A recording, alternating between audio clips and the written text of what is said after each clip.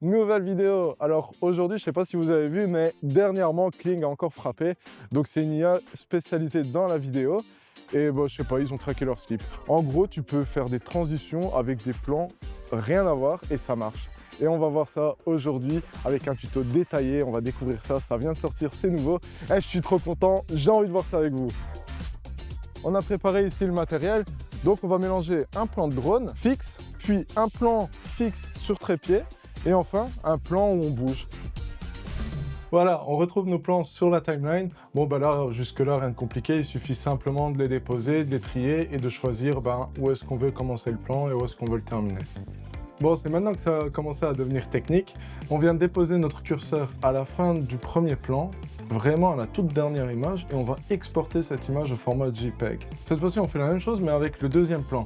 Au lieu de placer le curseur à la fin, cette fois-ci, on va le placer au début, et on va venir chercher la première image du deuxième plan. Et on vient exporter cette image. Avant de faire cette étape, je vous conseille de tout faire, tout ce qui est colorimétrie, etc. Assurez-vous que tout soit nickel, parce qu'après, ça va être plus compliqué de revenir là-dessus. Rendez-vous sur le site Xfield, je ne sais pas si je le prononce bien. Une fois sur le site, dirigez-vous vers l'onglet Transition. Il faut le trouver. Moi, pour le trouver plus rapidement, je fais CTRL F, et là, j'écris Transition, c'est plus simple. Là, il suffit simplement de suivre un petit peu, donc déposer la première image, là où il est écrit Start Frame et End Frame pour la deuxième image. Et puis, vous avez différents presets, donc ça c'est plutôt sympa parce que vous avez juste du drag and drop et à la fin vous choisissez ce qui vous plaît. Et puis voilà, vous cliquez sur Generate et ça se fait tout seul. Maintenant, le moment de vérité, le moment de voir qu'est-ce que ça donne.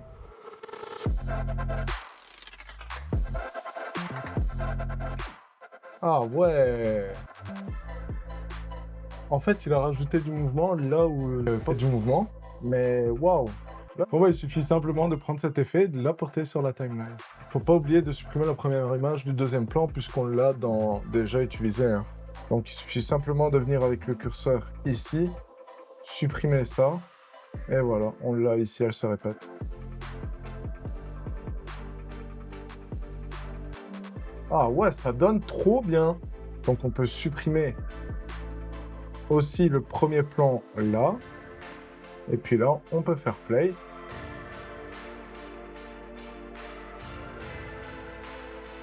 Ah oui, oui, oui, j'approuve. Ça peut s'utiliser avec quelques fine-tune. On va voir ça juste après. Ça marche très bien. Bon, pour ce plan-ci, j'ai pensé comme ajustement, juste accélérer le moment où il y a le mouvement. Comme c'est un petit peu flou et que c'est des mouvements qui sont générés, j'ai juste accéléré ça et pour rendre ça un petit peu plus naturel, j'ai juste adouci les points clés et voilà, le mouvement, là, franchement, pour moi, il donne bien. Après, on peut rajouter bien sûr des whoosh, un peu de sound design, etc. Mais ici, on va pas trop rentrer dans les détails, juste voir un petit aperçu de ce que ça peut donner. Et là, franchement, de ce que je vois, ça marche vraiment bien, c'est vraiment bluffant.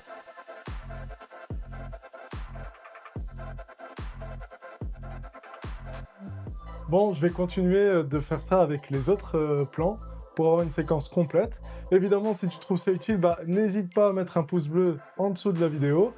Et si jamais tu as un problème ou que ça bug ou quoi, n'hésite pas à le noter en commentaire parce que j'ai vraiment envie que cette vidéo soit utile.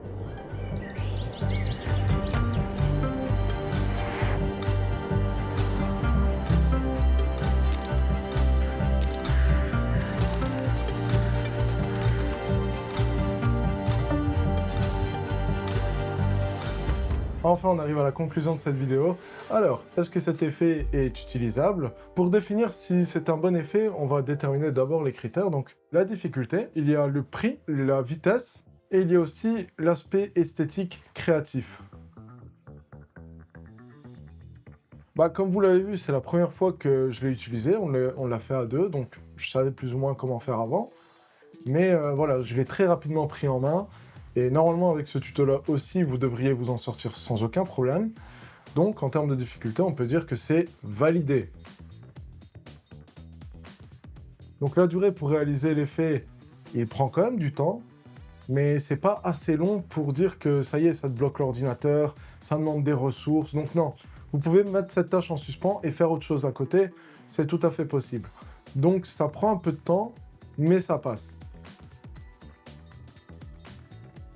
J'ai vu sur le site, mais après, c'est la première fois que je l'utilise, donc je sais pas vraiment, mais apparemment, on a droit à 10 points offerts par jour. Et pour générer un effet, ça ne coûte que 6 points. Et on démarre le compte avec 30 points. Donc si vous devez l'utiliser pour un effet, bah en vrai, ça va, vous êtes déjà sauvé. Maintenant, si vous savez que vous allez le faire 3-4 fois dans le mois, bah moi j'ai pris un abonnement ici pour faire cette vidéo et ça m'a coûté moins de 8 euros. Et enfin, l'aspect esthétique créatif, bah, c'est là que ça m'a le plus bluffé, parce que franchement, les effets qu'ils proposent, c'est... Il y a des presets qui sont genre trop beaux. J'ai pas eu l'occasion de tout essayer, mais pour ce que j'ai vu déjà, ça, franchement, c'est très très beau. Rien que ce que j'ai fait ici pour ce tuto, j'ai été bluffé. Donc, le côté esthétique, pour moi, c'est un très très bon niveau. Donc voilà, en conclusion, est-ce que c'est un effet que je réutiliserai? Oui, volontiers, j'approuve. À ton tour de tester maintenant cet effet, explorer, découvrir ce que tu peux faire avec. Et si tu publies ta vidéo, n'oublie pas de me tag et je republierai. N'oublie pas de t'abonner pour ne pas manquer les prochaines.